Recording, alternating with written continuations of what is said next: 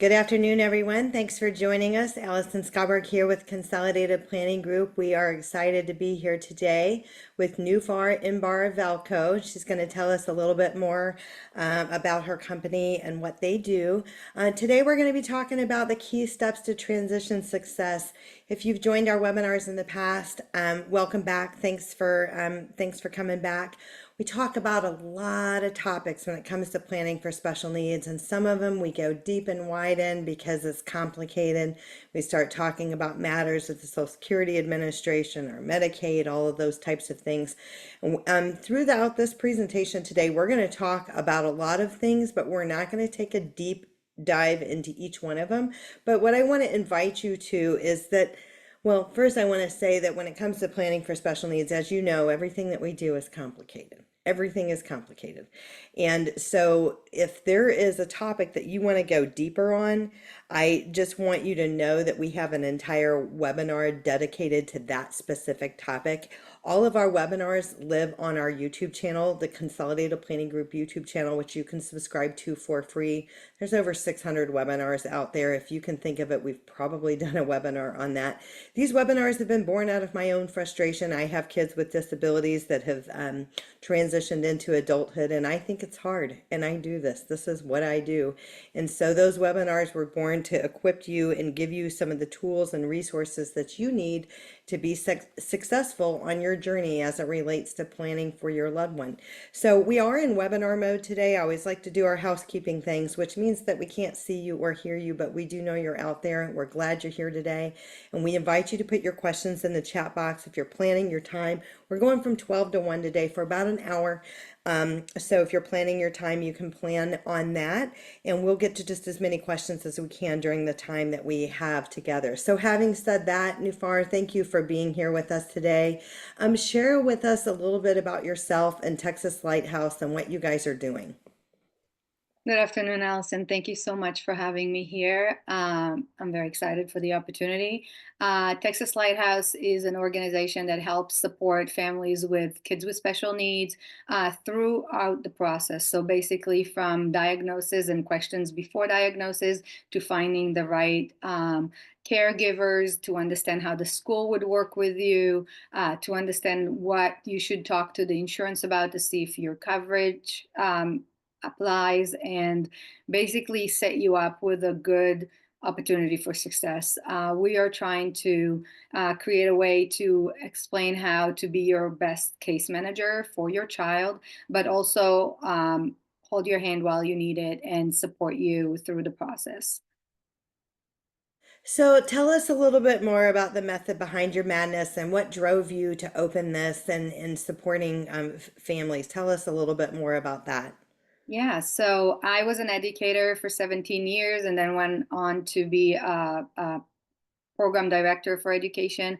But when my middle son was diagnosed with ASD and ADHD at a young age, I also had to learn the system from the other side. I had to be an advocate for my child and learn the systems that I was up against at some of the times and working with on some of the issues, and had to learn the rules, had to learn how to navigate it. And it wasn't easy and it was bumpy at times.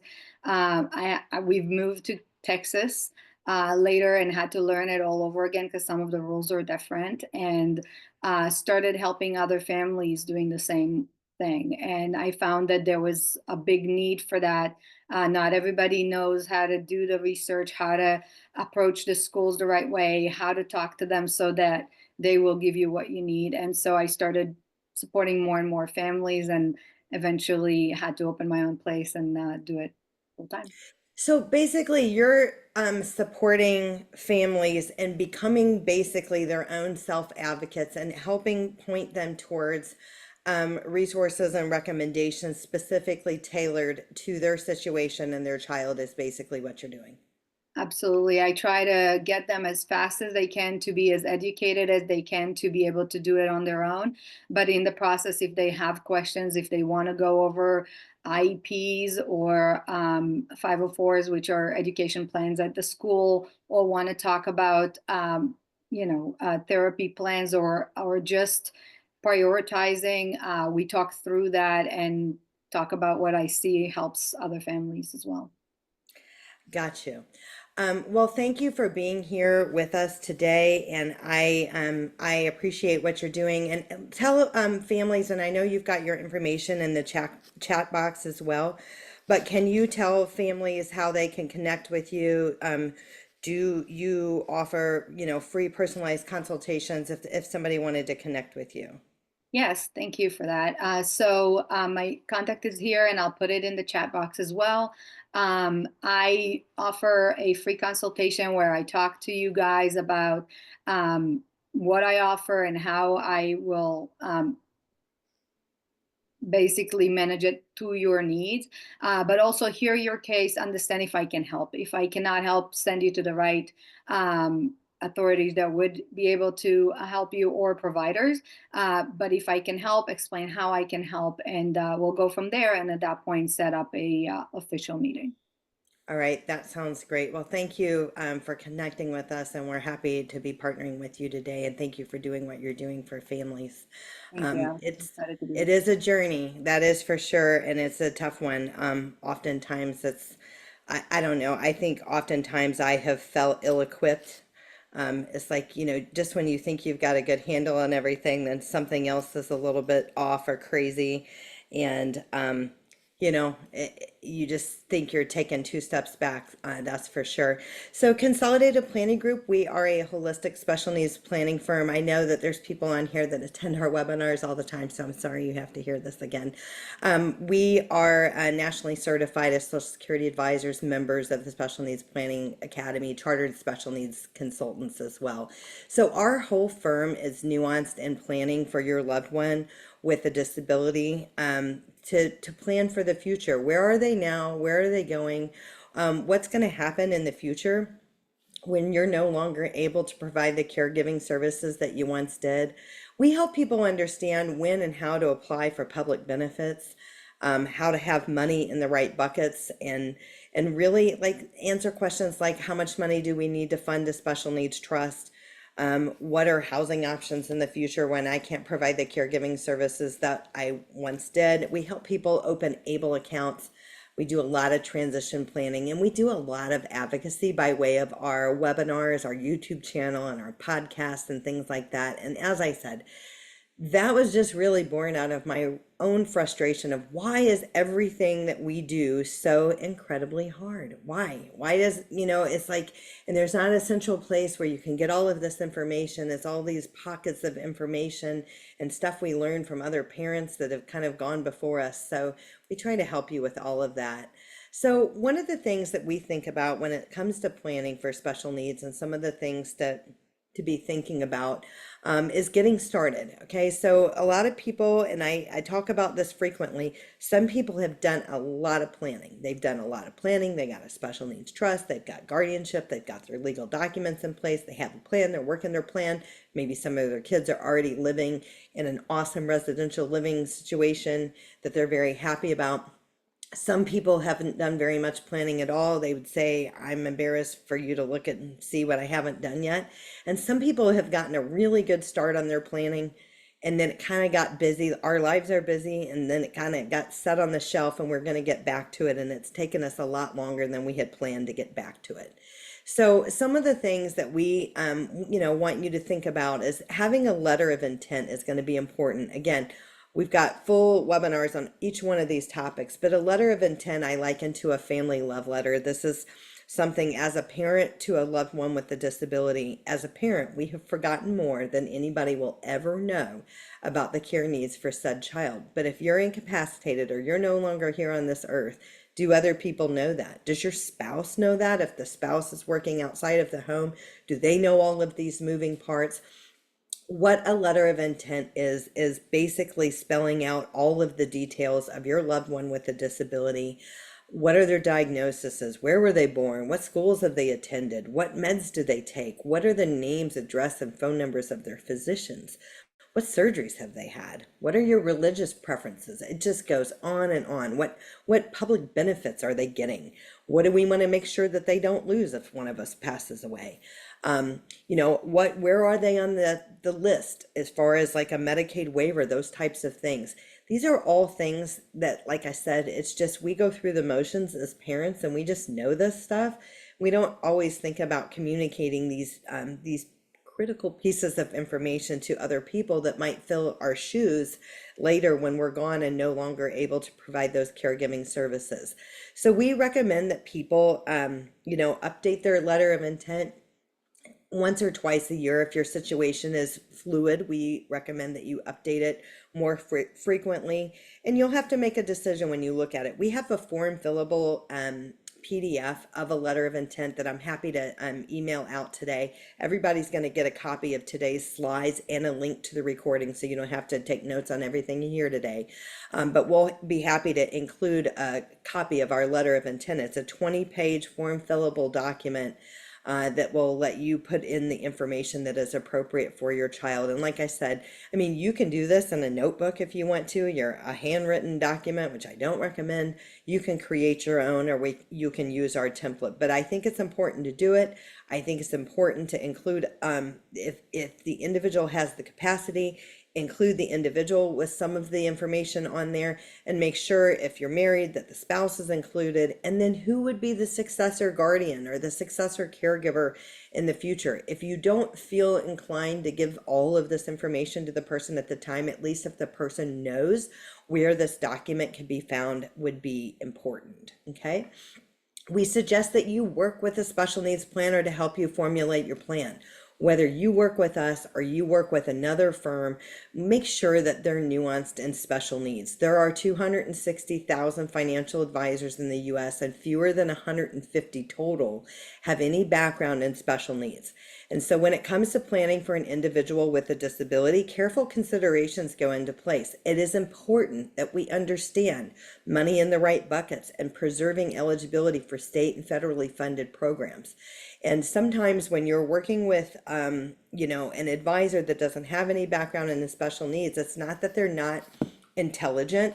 It's just that they're not educated in special needs, and they can sometimes lead you down the wrong path, or you can end up with issues where you have money in the wrong buckets. The kid is disqualifying from an HCS waiver that they were on the interest list for 17, 20 years, however long it might be. So that's why it's important. We also want you to work with a estate planning attorney who is well versed in special needs. I don't even know how many attorneys there are out there. There's many, many, many hundreds of thousands of attorneys throughout the US. But you're going to want to work with an attorney that is specifically nuanced in special needs matters, individuals with disabilities, state and federally funded programs, because you want your documents to be right.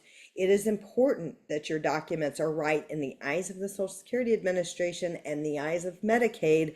And if they're not, it could cause all kinds of problems. So I always say, and I'm sorry, I'm a fan of DIY on some stuff, but when it comes to planning for the future of your loved one with a disability, this is not a do-it-yourself project. This is not your real estate attorney neighbor who said that they'll do a special needs trust for you for free because you guys are friends. It'll be wrong. So you really want to work with the professionals on that, whoever you work with. So when it comes to getting started and planning for special needs, we want you to gather all the necessary planning documents. What are these? These are going to be all of your statements. These are your legal documents, your wills, your trust, your guardianship. These are your statements, specifically stocks, bonds, mutual funds, 401ks, 403bs, pensions, social security statements, and what benefits you would be eligible for in the future. All of the stuff that you plan to fund your retirement with in the future are important planning documents, because what is left over from that, or maybe we're carving out a piece of that, is what we're going to be looking at to fund the special needs trust. So it's important that we look at the whole big picture. So although we might be planning for this individual with a disability, because most of these individuals with a disability are not financially independent, ultimately you are the payer, the funder of your own retirement, the funder of their current care, the funder of their past care, and the funder of their future care. It all flows into one giant bucket. So we want you to think about your vision of how you hope things will look for both you and your loved one. I don't ever have to tell parents to think more about your loved one. We always are thinking about our loved one and how we could benefit them, you know, more effectively, how their school could be more effectively, their learning environment, their socialization. There's so many things that we're always thinking about, and for improving the life of an individual with a disability. But oftentimes, people are putting their own needs, parents specifically, are putting their own needs on the back burner and always looking at everybody else and other kids. And it's important to really think about your vision and what you hope that vision will be for yourself in the future. Your idea of retirement, or the typical idea of retirement: I'm going to work all these years and I'm going to retire and I'm going to sail off into the sunset. I'm a volunteer. I'm going to travel. I'm going to do all these fantastic things. Sometimes that semblance of retirement is very different for an individual with a disability when we have a loved one who's going to have care needs the rest of their life, not just the rest of ours. When we have kids that don't grow up and get out of our house or move away, and we are, tasked with caregiving responsibilities, there needs to be some balance in that program, and there needs to be some semblance of what you hoped for your retirement, even though it looks a little bit different, because that balance is also respite for the parents, and that respite is will give you the caregiving ability longer than when you don't get that respite. So I think that that's very, very important. So we talked a little bit about a letter of intent, and this is just kind of a highlight. As I mentioned, our document is a 20-page document. It's all form fillable.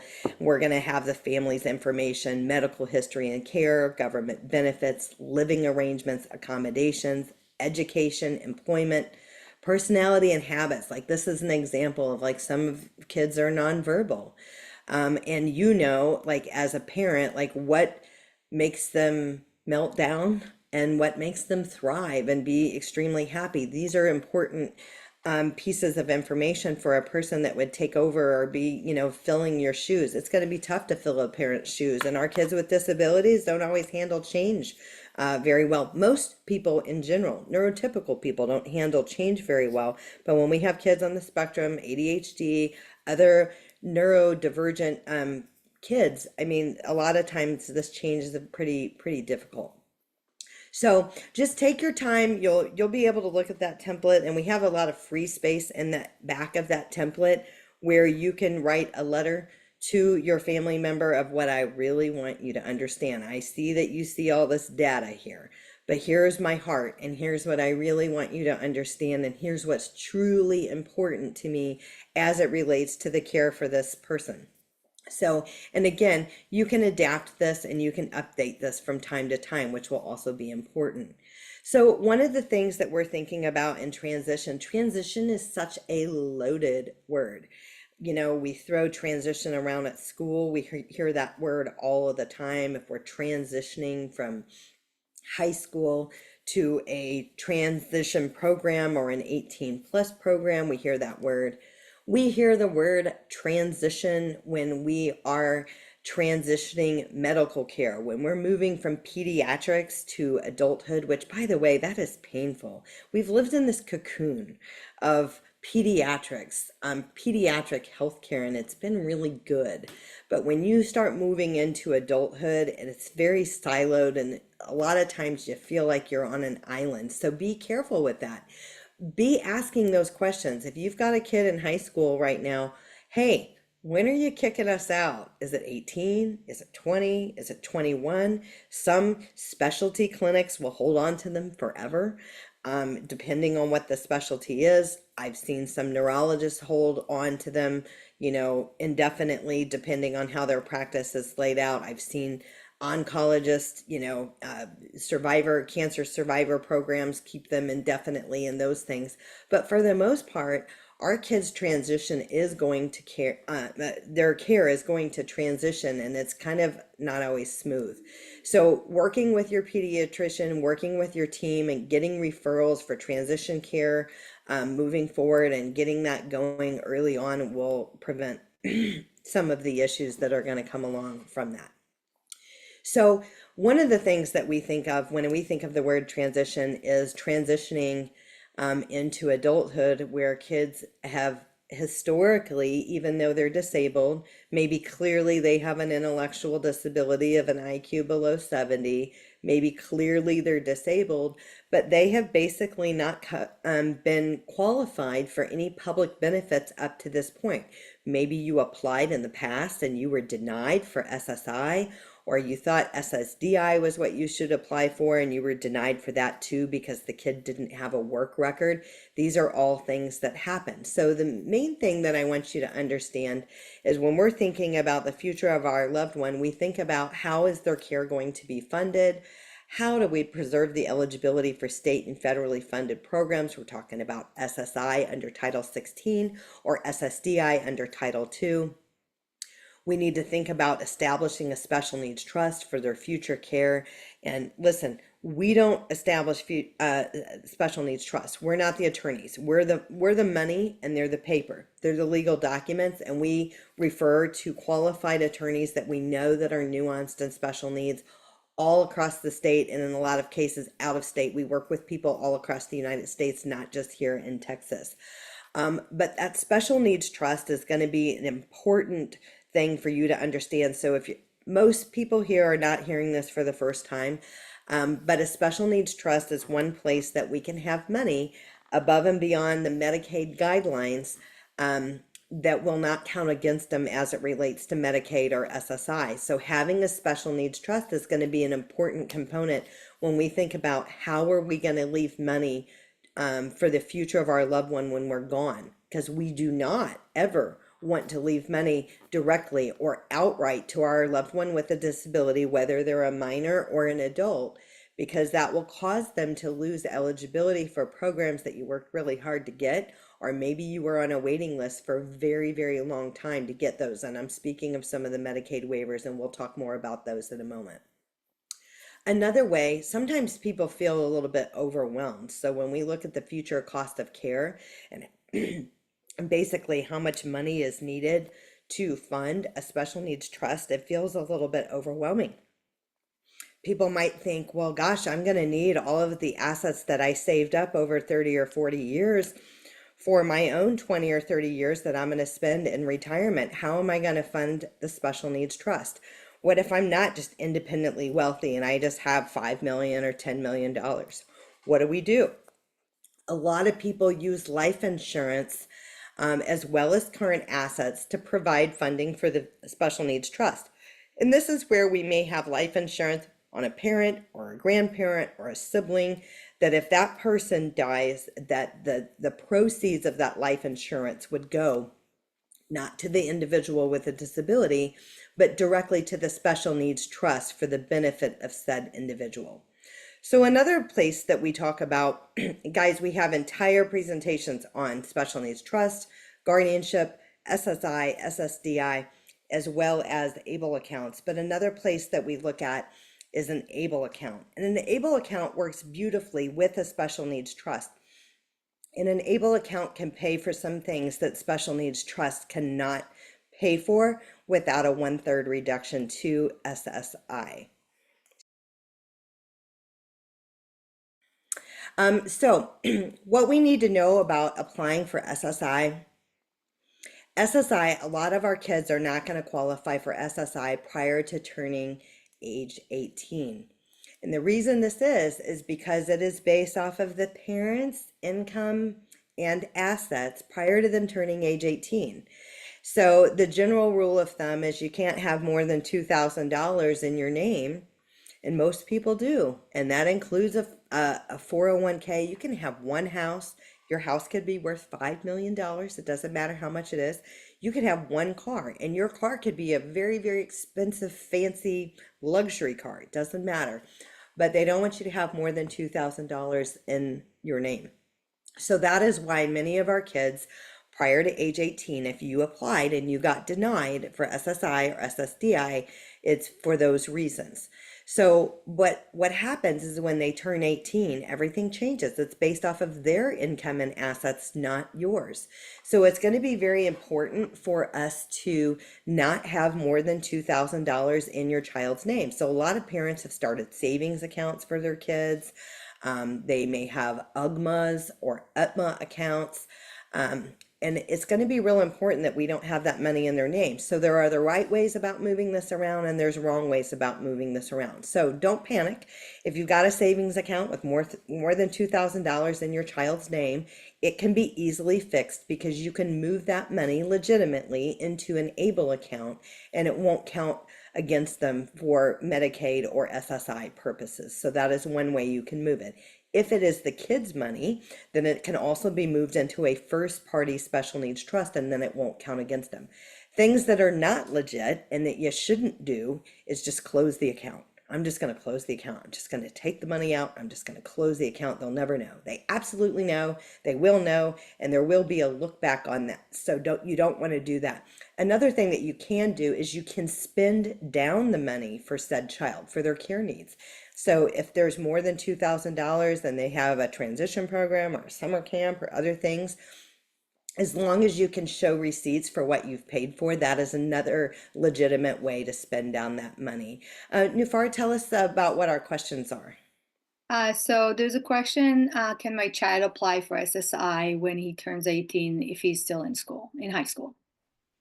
He absolutely can. If he's still in high school or if he moves on to higher education, absolutely at age 18. And another factor that might need to be discussed is it is important. So a lot of times we have families that the parents might be close to 65 or 67 or their full retirement age, and the parents are thinking about turning on their Social Security.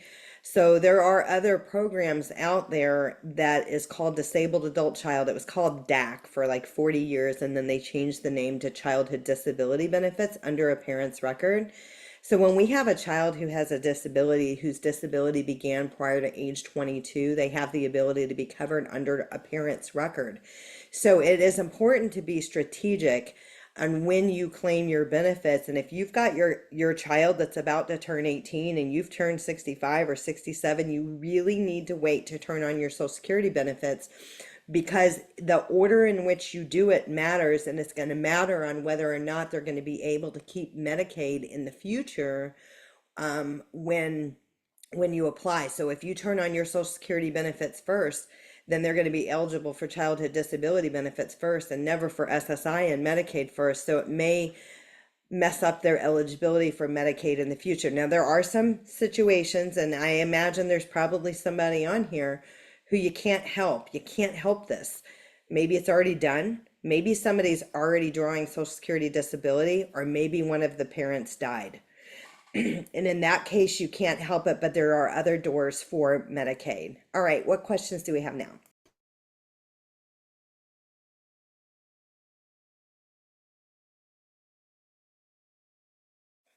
We couldn't hear you. Sorry about that. I think you just answered some of it, but how does the beginning to take Social Security off a parent affects the disability? That's why it's so strategically important to pull the trigger at the right time and delay turning on your own Social Security benefits till after the child has turned 18 and qualified for SSI. Now, the unfortunate thing is right now these SSI applications are taking over a year. It's a very slow process. It's not like you turn it on and then a month later they start paying you. It doesn't work like that. In fact, one of my kids was an absolute disaster and was denied like 3 times and then approved on the federal level, and it went back retroactive 3 years. It took three. So now I have to tell you, it's probably the exception to the rule, and it was kind of a weird thing on how it all went down. But most of them are taking well over a year, so I think you should be prepared for that. So when it comes to preparing for applying for SSI, make sure you got money in the right buckets. If we have money in the child's name, let's make sure that it's either in an ABLE account or a first party special needs trust. You want to, gather the medical history, physicians' names, addresses, phone numbers, diagnosis history, medications, employer, if any, earnings in the last 3 months of their bank statements. Um, have evidence that their disability started prior to age 22, because their disability starting prior to age 22 is the magic age for for childhood disability benefits under a parent's record. One of the things that I recommend in preparing for your SSI application is consider chatting with the PCP first. There is a Social Security Blue Book that it's basically a medical impairment guide that will tell us what the Social Security Administration is going to be looking for to prove your child is disabled. Don't miss any of their diagnosis. If they're ADHD and have autism and anxiety and depression and insomnia, look them all up, whatever it is that those diagnoses are, because the one thing that you think is going to be a slam dunk and it's going to get them approved for disability may not be it at all, and it may be something else that you thought was insignificant. What is our next question? So I'm just specifying here, the person asking how does beginning to take Social Security off a parent affect disability was talking about a person older than 18. I I'm don't sorry, know. can you say that one more time, please? Yes, so the question, how does a beginning to take Social Security off a parent affect disability? They specified that it was a question about a person above 18, so older than 18. So if a person is over 18 or even older than 22 and you didn't know to apply, you're not too late. You can still apply. You don't have to apply right when they, turn 18, but you don't apply prior to them turning 18, because if you do and you have more than $2,000 in their name, they're going to take a year to tell you that they're denied. So it's best to wait until after their 18th birthday. And as far as childhood disability benefits are concerned, if a parent is already drawing Social Security or Social Security disability, then once the kid's disability has been proved, then they're going to go under childhood disability benefits under a parent's record, and they're basically going to be covered for 50% of your benefits. So if, for example, your benefit is $4,000 a month, they're going to start getting $2,000 a month, and after 24 months, then they'll be eligible for Medicare. But what happens is SSI comes with Medicaid. It's kind of a package deal. You get SSI, you get Medicaid. And if you do SSI and Medicaid first prior to switching to childhood disability benefits, there are some protections under the law that, although the child's income now, once they switch to the childhood disability benefits, is higher than the Medicaid guidelines and therefore would be kicked out of Medicaid, that they'll get to keep Medicaid under these protections. They may have to reapply, but they'll get to keep it. And that is why the order of operations with this actually matters. And again, I know that there's some people on here, you can't help it. And we do have some solutions for you. It's less than ideal, but there is a way to get Medicaid later down the road, but it's going to be waiting until you come up on a Medicaid waiver. So we'll talk about that. There's 109 Medicaid programs in Texas. So it's not just the Medicaid that comes with SSI. So if you've ever felt confused by all these Medicaid programs, all of the waivers have their own Medicaid program. It is a lot. There's a lot of different programs. So what we're talking about right now is Medicaid that comes along with SSI. So, basically, once you've taken an application, that the page previous, I just wanted to mention to you that you can go online and state your intention to apply. They're supposed to be able to take SSI applications on the internet at this point.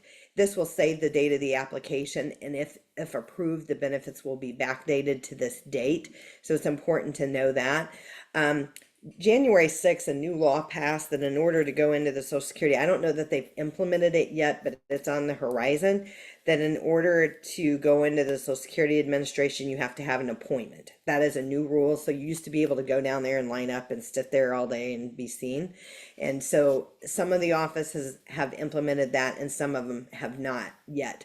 But once you've done your application, then what happens is your local office sends your application to Disability Determination Services. This is usually in your city's capital. Ours is going to be in Austin. So this number that you have on the screen is for Texas specifically, Disability Determination Services. This is where they're going to get the medical records. They're going to request medical records from your doctors. They're going to review them. They're going to be making a determination. And this is where it sits for a long time. They are understaffed, they're overworked. And sometimes cases, I know one of my kids' cases, it took 9 months to get assigned to a caseworker. So it went to DDS, it left the local office, it went to DDS, and it was sitting in a pile for 9 months waiting for a caseworker to be able to look at it. What's our next question? So we have a question. What if the child is in college and will qualify to stay on the parent's insurance? Would it still be a good idea to apply? Yes. Our kids that have disabilities, whose disabilities started prior to age 26, have the ability to stay on our group health plan past age 26. So it's not just when they're in college or till age 26. So when we have a group health plan, we have a kid that has a disability prior to age 26, they can stay on our group health plan. As a parent, I'm a fan of keeping the kids on the group health plan, even if they are dual eligible for Medicaid and Medicare, because what that equates to is your group health plan is usually the primary, then Medicare is going to be secondary, and Medicaid is going to be tertiary, and they're going to pay last. Medicaid is always the payer of last resort. So I'm a fan, especially if we have kids with serious medical issues, of having the most coverage as opposed to, oh, yippee, now I have Medicaid, so I'm going to dump them from my group health plan because I'm going to save money. You'll end up spending more money. What I have found, I mean, Medicaid can be very valuable in a lot of situations, and it might provide respite services, and it might pay, caregiving services and attendant hours and other things like that. But what I have found for us, our providers are not in network with Medicaid. So basically Medicaid never pays for anything unless it's hospitalized or there's radiology or MRIs or something like that, because our providers are not in network. I'm not willing to go to their providers. I'm not willing to change it up. Our situation is too serious to change that up. We're not doing that. So having that secondary, having your group health plan to give you the freedom of choice of where you want to take your kids and keep your doctors, I think is going to be important. Do we have another question? A couple more, yeah. Follow-up question was also, is DAC allow a disabled child who is an adult to get a portion of the retired living parent's Social Security benefit in addition to SSI? It's whichever benefit is higher. That's a great question. Thank you for asking that. So usually SSI is first. SSI right now is 967 per month, right? So usually 50% of the parent's record is going to be more than 967 a month. So as long as the amount is, I think it has to be 987. As long as the amount is higher than 987 under the parent's record, they're going to get the childhood disability benefits or the DAC benefits. If, for example, let's just say the parent's social security record is 1,500 a month, dad's getting 1,500 a month. Well, half of that is not going to be more than the 967 or 987. So the child will get some social security under dad's record and some SSI. So they may get a combination, but it's usually the whichever's higher or a combination to make them whole, but not, it doesn't lump on top of each other, if that makes sense. Great question. So, and this is kind of what we're talking about here, and then we'll take one more question there. So basically, when a parent applies to receive their own Social Security benefits through retirement or disability, the disabled adult child is entitled to receive one half of the parent's benefit. This benefit also applies to minor children that are not disabled. This benefit is formerly called DAC. Now it's called Childhood Disability Benefits. Sometimes they call it Social Security Disability. Sometimes they call it SSDI. And sometimes they call it Retirement Survivor Disability Income, RSDI. So if you have ever felt confused, that is why. They're kind of talking about the same program and they throw all these acronyms. So once they've moved over to the childhood disability benefits after 24 months of receiving these Title II benefits, the child will be eligible for Medicare. Okay, so Medicaid comes along with SSI. They'll be able to keep Medicaid under protections of the law, although sometimes you are going to have to reapply. And then after 24 months of childhood disability benefits or DAC benefits, then they're going to be eligible for Medicare, and then they're going to be considered concurrent beneficiaries because they're dual eligible. So the next thing I want to mention, and then we'll go back to some of the questions, is when a parent passes away. So what happens? So if I have a kid, say my benefit's 4,000 a month, they're getting $2,000 a month, and they're going to keep that as long as they remain disabled, as long as the parent remains alive. If the parent passes away, they're going to get 75% of the parent's record, and it's based off of the parent's full retirement age. So I like to mention this because a lot of people have heard or they know that the longer I wait to turn on my Social Security, it builds 8% a year. So the longer I wait from 62 to 70, I could, 32% increase to my Social Security. That is true. But your childhood disability benefit's going to be based off of your full retirement age. For a lot of us, it's 67. Some people it's 66 and however many months, depending on what month you were born. But you want to just be aware of family maximums. In non-working spouses, if they're drawing from the spouse's record, there is a such thing as family maximums where the math doesn't work out to exactly 50% because of the family maximum. We are nationally certified as Social Security advisors. We do have the only software out there that takes into consideration all year earning years of the parents. And it takes into consideration the benefits that the child would be eligible for, and it also takes into consideration family maximums, and it tells us exactly when and how to pull the trigger on these benefits to maximize benefits for the entire family. So we can help you with that if you've been confused by that. All right, well, I think we've got a lot of questions, so I'll let you run with those. Let me go back. So one question was, are waiver needed and all?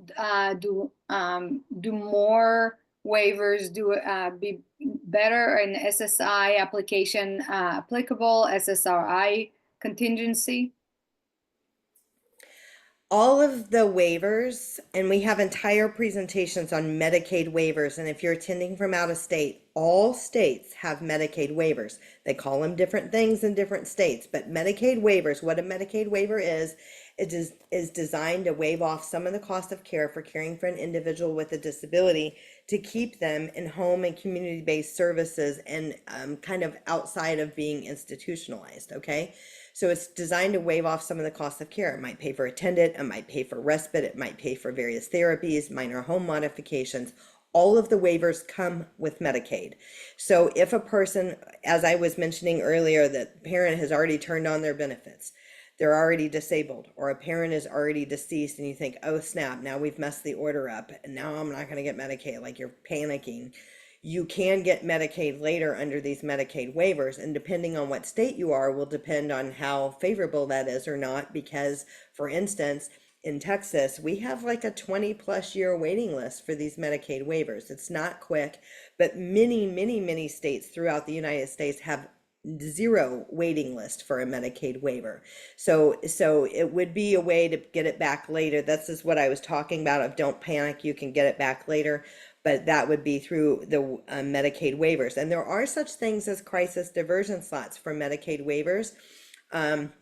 If there's a crisis, if the individual is a threat to themselves or others, if they're at risk of being placed outside the home, if one of the caregivers has been diagnosed with something horrible, if one of the caregivers dies, those are all reasons that they may qualify for a crisis instead of a 20-year waiting list. Then you get a waiver right now. You get bumped up to right now. Okay, next question, please. All right, so why are attendant care hours cut from 40 to 30 or 20 hours when a child transitions from 18 to 21? I cannot speak to that. I think that there are a lot of budget cuts in our state right now, and I'm seeing where people's attendant hours or respite hours are being cut, and that is going to be something that you should address with your local intellectual disability authority. That's what we call them here in Texas, your LIDA. For Houston, that would be the Harris Center. It used to be called MHMR. Some of them are still called MHMR. For Fort Bend County, that's going to be it's going to be Texana. In Austin, it's Bluebonnet Trails. I'm just naming a few right off the top. you're going to want to talk to your LIDA about that, and you're going to want to talk to your case manager as it relates to the waiver and what waiver you're getting. And it also has to do with the level of need of the individual. So if the level of need changes and they have a less of a need per se, then those hours are going to go down as well. Next question. There was a follow-up question to that, and then I'll go back to another. They wanted to ask if their hours were cut from 40 to less than 20 because their son turned 18. Is there a way to try to increase those hours? Well, I think a person has to demonstrate that the hours are needed and what the problem is with those hours being cut and how the child's care is being affected adversely.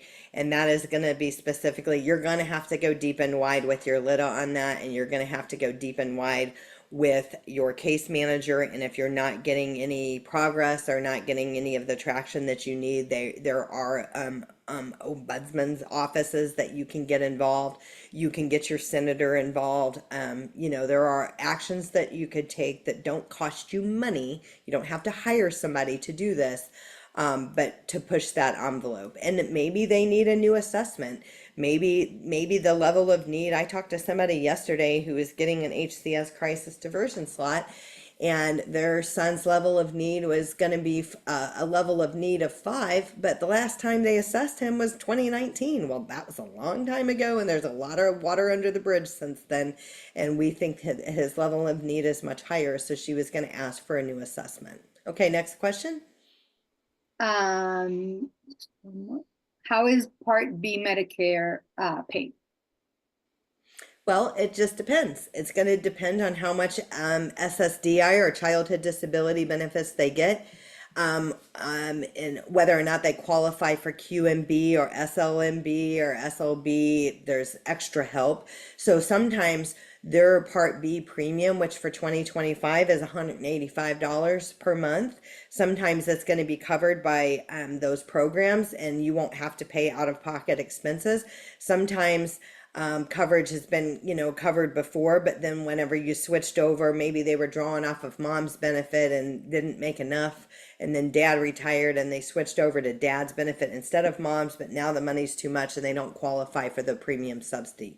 So that might be one of the reasons. So one of the things I've kind of already mentioned, I just want to mention again, it is really, really important that you have money in the right buckets.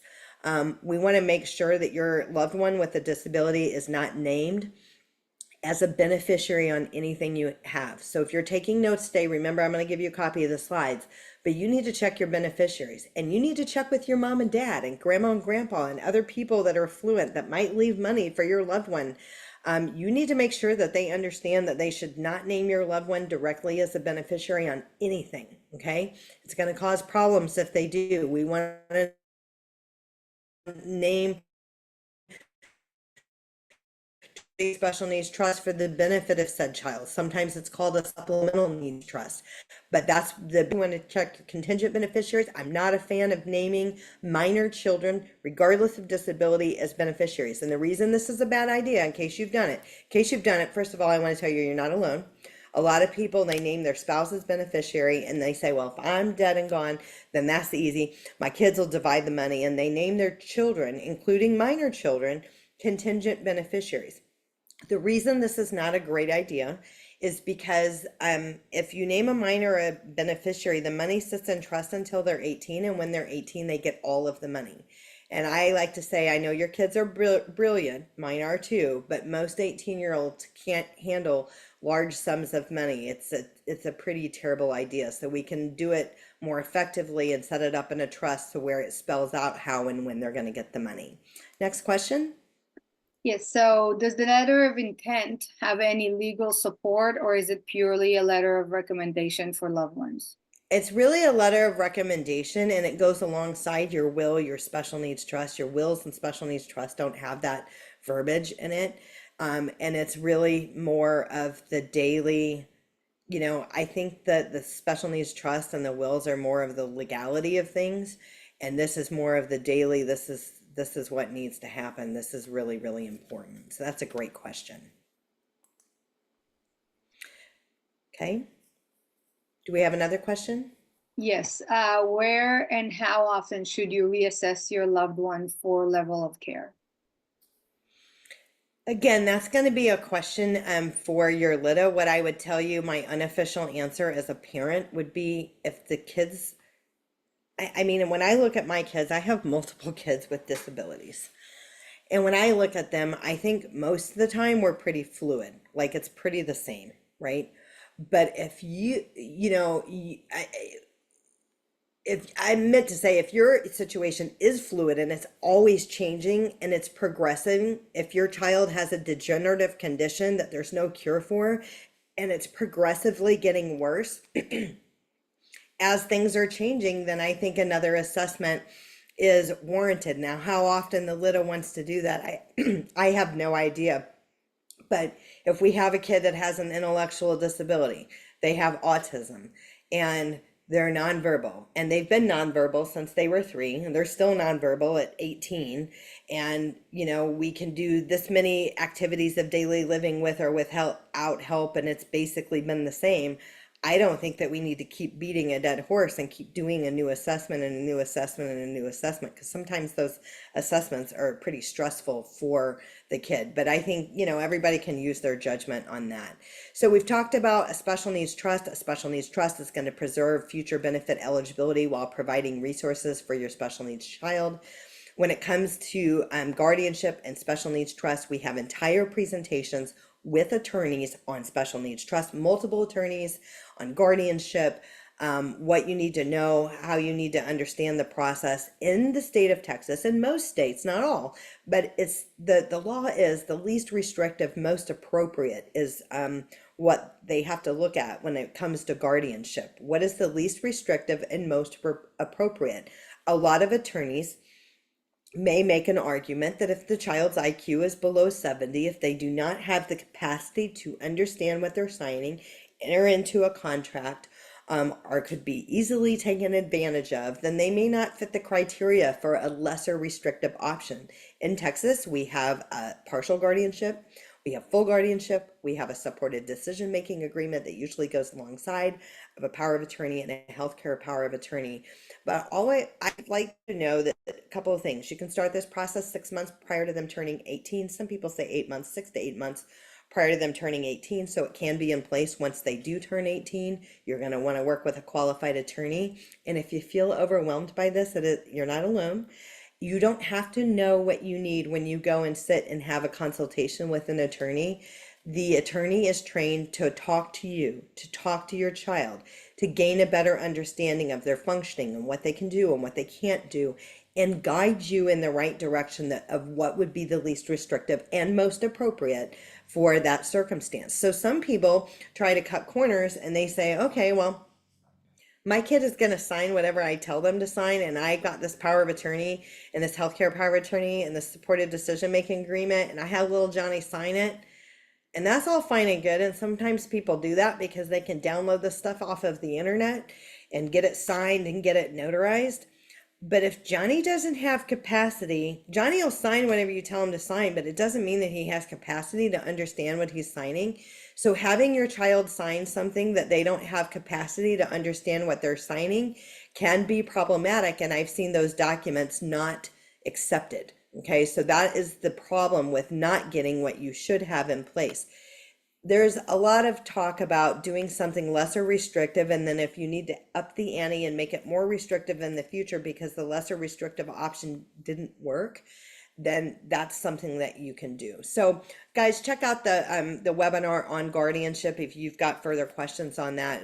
Full webinar with attorneys on that topic. There's lots of them on our YouTube channel. So when it comes to ABLE accounts, I'm going to come to ABLE accounts in just a second. We'll go ahead and take that question.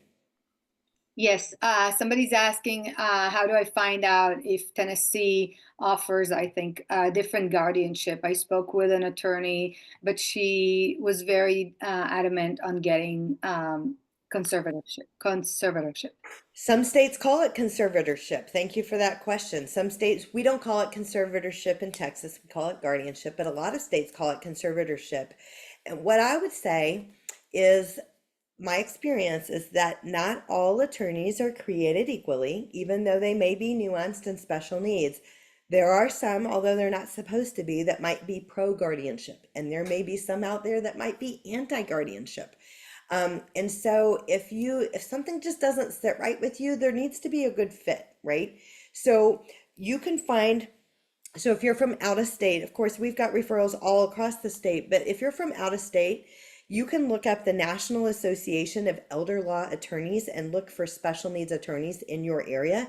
Talk to somebody else. If you need to talk to two or three to form, to make an informed decision, then go ahead and do that. So that's the National Association of Elder Law Attorneys. And the other thing that you can do is you can look up the website for Special Needs Planning Academy, and they'll have attorneys. You can put your zip code in and they'll have attorneys that way. So I would recommend, if something didn't sit right or it's not exactly what you had in mind, talk to another attorney, and you can ask if the supported decision making agreement or other options, other lesser restriction options are an option in your state. There was another question, when is the guardianship webinar? Okay, so we'll have a slide for our upcoming webinars. And so if we've got one for guardianship, it'll be linked in there, and you'll get an email for our upcoming webinars that you can look at. But all of our past webinars, and we've done guardianship in the last month, are on our YouTube channel. So you can check out the past webinars on the YouTube channel as well. So from a perspective of an ABLE account, an ABLE account is under the tax code 529A. It does not jeopardize SSI or Medicaid or other public benefits. Income earned in the account is not taxable. The beneficiary is the account owner, but the main thing is this won't count against them for SSI or Medicaid purposes. You can pay for shelter out of an ABLE account without a 1/3 reduction to SSI, so that's going to be an important thing. And again, ABLE accounts go alongside nicely with the special needs trust, because people often say, well, why do I have a special needs trust? Why do I need an ABLE account? Well, first of all, an ABLE account can only have a limited amount of money, and a special needs trust can have an unlimited amount of money. An ABLE account can pay for food and shelter. They got rid of food in October of last year, but can pay for shelter without a 1/3 reduction to SSI. And while a special needs trust can pay for shelter, there would be a 1/3 reduction to SSI.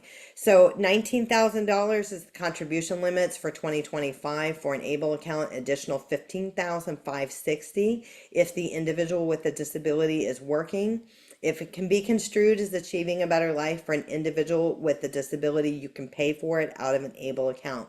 We have entire presentations on the ABLE account. You guys are going to get a copy of today's slides, so that way you can kind of look at that a little bit deeper. Special needs trust, this is just a slide on an example of some of the things that a special needs trust can pay for. It's just the visual of the slide. It makes it look like a special needs trust can pay for a lot more things than an ABLE account. And it's both true that if it can be construed as achieving a better life for an individual with a disability, you can pay for it out of an ABLE account, you can pay for it out of a trust, but there would be a 1/3 reduction for paying for housing out of a special needs trust. Okay, so it's important to know that that is why we have this. So we don't recommend paying for rent or mortgage payments, real estate taxes, gas, electricity, the normal utilities. We don't recommend paying out of that special needs trust unless you are prepared for a 1/3 reduction to SSI. It's not going to matter for SSDI or childhood disability benefits in the future, but it's totally going to matter for SSI. So there's two very, very different programs. So we're coming to the end of our time together today. We talked about a lot of things, and as I mentioned, we've got the Consolidated Planning Group YouTube channel. There are hundreds of webinars out there on the topics that we've talked about to take a deeper dive, thinking about your plan and who's going to care for your child when you're gone, having a future care plan in place, thinking about post high school options, education, vocational options, touring facilities, understanding that there's a lot of college programs for kids with disabilities out there, including kids with intellectual disabilities. It's going to be important as you think about these things. Plan early. Some of these transition programs have long waiting lists. So yes, there's transition programs with your public school. There might be an 18 plus. I've heard of mosaic programs and other different types of programs that are tied to the public school that are free.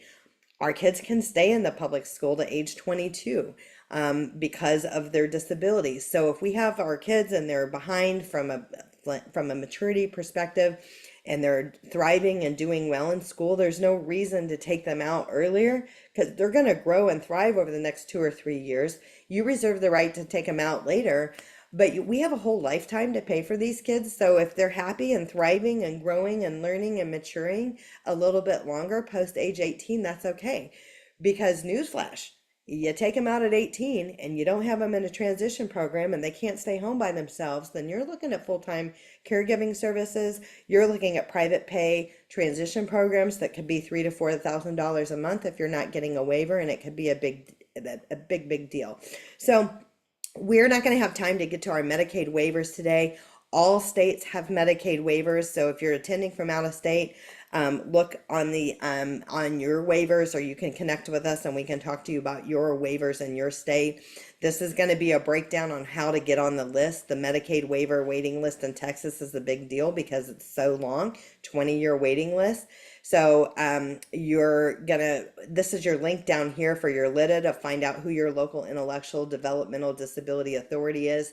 You're going to want to get on their list, and that's going to be HCS, Texas Home Living Community First Choice.